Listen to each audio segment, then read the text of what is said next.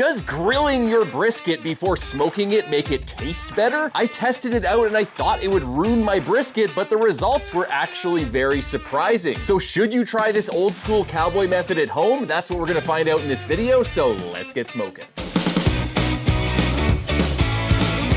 Welcome to the Smoke Lab, guys. I'm Steve Gao, and in this show, I do crazy barbecue experiments you would never do at home so you can learn from my trial and error. Grilling a brisket. I always thought that would dry it out and overcook it and scorch the brisket to the point where it's inedible. That's what I thought anyway, until I was looking through Robb Walsh's book called Legends of Texas BBQ. It has a cowboy brisket recipe from Cooper's Old Time Pit Barbecue in Llano, Texas. Basically, they grill their brisket for 4 hours and then they wrap it in foil until it gets tender, and then they slice it and serve it, which kind of solves the problem of getting that grilled meat flavor on the exterior while still getting a really tender interior. I really love the idea because the thought of adding that grilled meat flavor to a brisket sounds like something that could just throw it over the top and make a brisket absolutely amazing. So this video is my take on a cowboy brisket method. I'm going to sear the brisket first, and then I'm going to smoke it like I do all of my low and slow Texas style briskets, and we're going to see if that extra searing step actually adds anything. To start, I'm trimming a Costco choice grade brisket, but I'm leaving the fat cap pretty much as it is. I'm not trimming it down to a 1/4 inch like I normally do because I thought it would provide kind of a better buffer from the direct grilling and it would render down more. So I left the fat cap a little bit thicker, but actually, as you'll see later in this video, it was kind of unnecessary. So I would recommend trimming it down to a 1/4 inch like a normal brisket. Now I'm slathering it in soy sauce as a binder and also to add some flavor. And I'm rubbing it with Fiesta Texas style steak seasoning. This is a well-known Texas brand of steak seasoning, so I thought it would go well with a brisket that we're cooking more like a steak. After it's rubbed, I'm going to let it sit on the counter for an hour to soak up that rub while I head outside to light up my Oklahoma Joe's Longhorn offset smoker. And this is another reason I wanted to try this method out. I never really get a chance to use the cooking chamber grates in my Oklahoma Joe's for direct heat grilling, so I thought this would be a really fun opportunity to try it. I'm placing a pile of charcoal briquettes on the grates, maybe around 30 to 40 briquettes, but you could actually use a lot more than you saw me using here. Then I'm lighting them with my Oklahoma Joe's charcoal lighter. One important thing to remember is you should scrape any hardened fat and crud out of the cook chamber before you do this, otherwise it's going to create a fire hazard. After the coals are lit, I'm chucking a few splits on them and letting them burn down. These are just yellow birch splits, but if you have mesquite wood, now is the time to use it for that traditional Texas style grilled meat flavor. Now that the coals are screaming hot, I'm scattering them to even out the heat. I'm placing the cooking grate above them and I'm putting the brisket on the grate's fat side down. Then I'm going to close the lid and let that sizzle away for 2 minutes. 2 minutes later, I'm opening the smoker and flipping the brisket over using my Oklahoma Joe's pork butt lifter. It's basically a giant heavy duty spatula.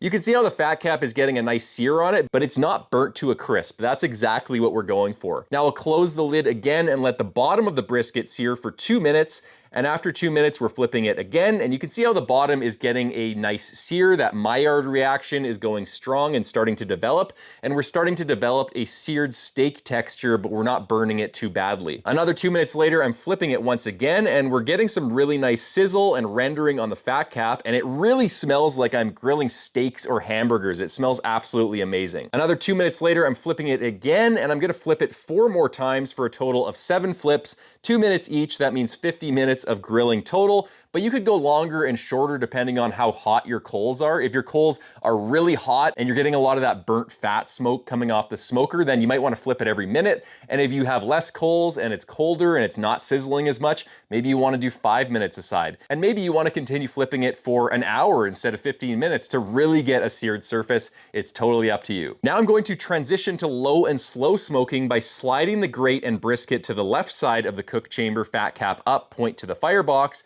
and I'm scooping all of the lit coals into the firebox on the right-hand side. Then I'm adding more charcoal and splits of wood, and those lit coals are going to light the new fuel that I just added. It should look something like this for a 250-degree fire. I also added a large water pan with one side kind of bent in towards the brisket to direct heat up and over the brisket and out of the firebox. And we're gonna let this brisket smoke away at 250 to 275 degrees Fahrenheit for another 6 to 8 hours. Around 8 hours in, the brisket's developing a really nice dark bark, and it's probing at around 170 degrees internal, give or take. At this temperature, it's lost a lot of its internal moisture, so it's the perfect time to foil boat boat it by wrapping the bottom in aluminum foil. This will really help it cook more evenly. The foil boat holds onto moisture that drips out of the brisket, and it kind of braises it and cooks it from the bottom, while all of that top-down heat from the offset smoker in direct cooking cooks it from the top. So you get really even cooking.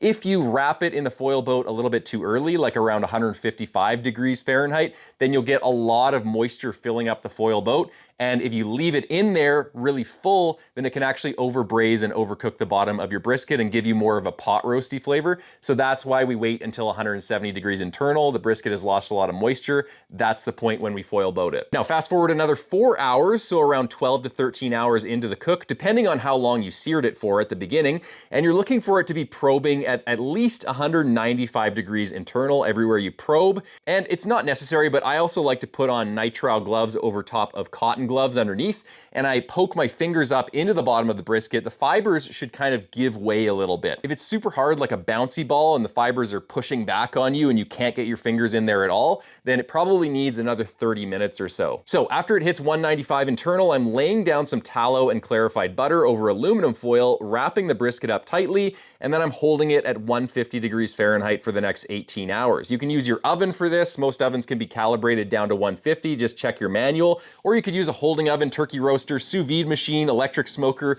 or really anything else that holds at 150. Guys, it is the next day, and here's the brisket. Let's take a look at this thing. I'm smelling it. Ooh, I love the smell of brisket in the morning. It's actually the evening. It's around dinner time right now, but this thing smells like grilled steak. It smells absolutely amazing. It doesn't smell like a regular brisket. Oh, it's like hamburgery, it's steaky, it's got that grilled chicken wing type smell. So I'm excited to taste this because I think it could be earth-shattering. Let's cut through the middle of it here. Swing, whoop.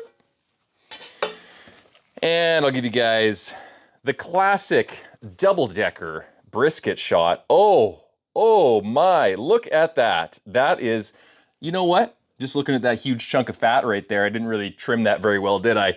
Oh well.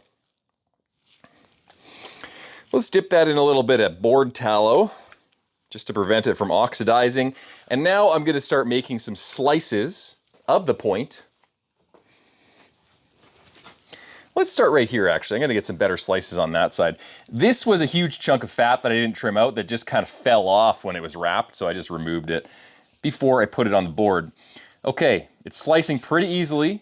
This knife isn't the sharpest right now. I haven't sharpened it in a while, but it's still doing its job. This is cutting pretty well, so I'm gonna make a little bit of a thicker slice here. Oh man, that looks good. Ooh. Okay, this thing is slicing like a dream. Let's take a look at one of these middle slices here. Look at that, guys. Oh my Lord, that looks so good. That is gonna be a perfect brisket. I can already tell. That looks absolutely amazing. Look at that. Whoa, whoa, whoa, whoa, whoa. Almost falling apart, but not quite. It's hanging over my fingers like it is just made of nothing. Let's give it a taste.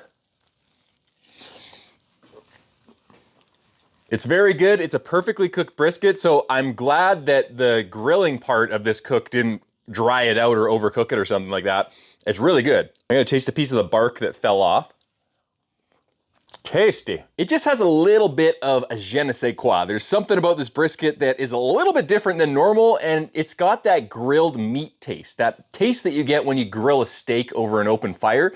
This brisket has that, and it has it in spades. It tastes absolutely amazing. I'm gonna cut into the flat now, and wow, did I ever do a bad trim job on this. Look at that huge piece of fat. Oh well, good thing I didn't broadcast this to thousands of people. Oh wait, I did. Okay, I'll give you guys a look at that. We'll pull it apart. Oh, it pulls apart effortlessly. Let's give this a taste.